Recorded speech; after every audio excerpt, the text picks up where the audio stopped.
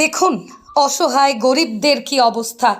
রাত্রে ঘরের ভিতরে ঘুমিয়েছিল পরিবারের সকলে, হঠাৎ করেই বাড়ি ভেঙে পড়ল নয়াঞ্জলিতে।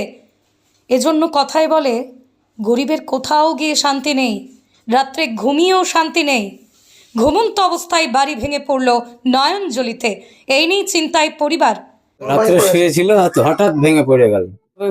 লোকজন এসে ধরেন সব টানে টুনে বের করেছে। এমনই ঘটনা ঘটেছে মুর্শিদাবাদের রানীতলা থানার অন্তর্গত ফুলপুর কলোনি এলাকায়। জানা যায় পুকুরের পাড়ের উপর ছিল বাড়ি, আর সেই বাড়িতেই রাত্রি ঘুমেছিলেন। হঠাৎ করে দেখে তাদের বাড়ি পুকুরে পড়ে রয়েছে। কিচ্ছু ছিল না, মানুষ থাকলে মনে হয় ওরা মরে যেত। কি অবাক করা দৃশ্য।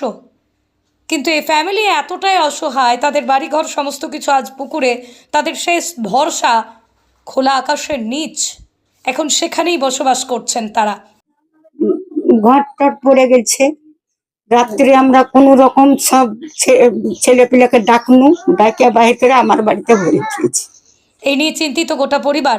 শেষমেশ সরকারি সাহায্যের আর্জি জানিয়েছে ক্ষতিগ্রস্ত পরিবার। তাই আপনাদের সকলের উদ্দেশ্যে বলা, ভিডিওটি শেয়ার করুন, জনপ্রতিনিধিদের নজরে আনতে সহযোগিতা করুন।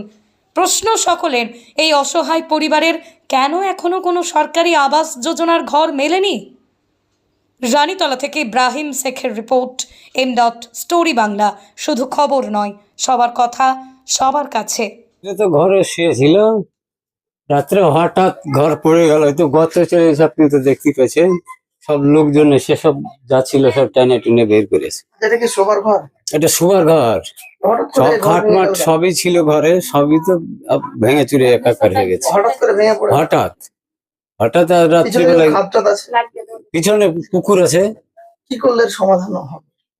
গরিব মানুষ তো কিছু নাই, একটা যাই হোক ব্যবস্থা করে দেন ঘর বাড়ি, ঘর বাড়ির জন্য। এটা শোবার ঘর ছিল, এটা শোবার ঘর। রাতে শুয়েছিল, হঠাৎ ঘর রাত্রে ভেঙে পড়ে গেছে। শুয়েছিল, হঠাৎ ভেঙে পড়ে গেল। মানুষের কোনো ক্ষতি? মানুষের ক্ষয়ক্ষতিটা হয়নি, তবে লোকজন এসে ধরেন সব টানে টুনে বের করেছে। আপনার নাম? আমার নাম সিদ্দিক শেখ। বাড়ি?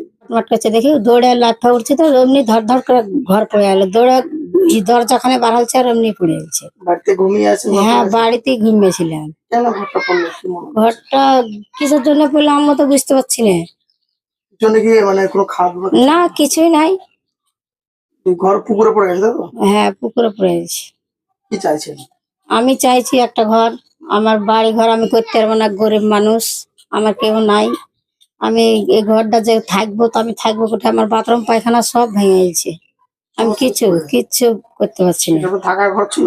হ্যাঁ, এটাই থাকার ঘর আমাদের, কিন্তু আমার ঘরে তো কিছু নাই। আমি কি করে আমি শুভ ঘরে? কমপ্লেন করেছেন? হ্যাঁ, আমি থানাতে কমপ্লেন করেছি।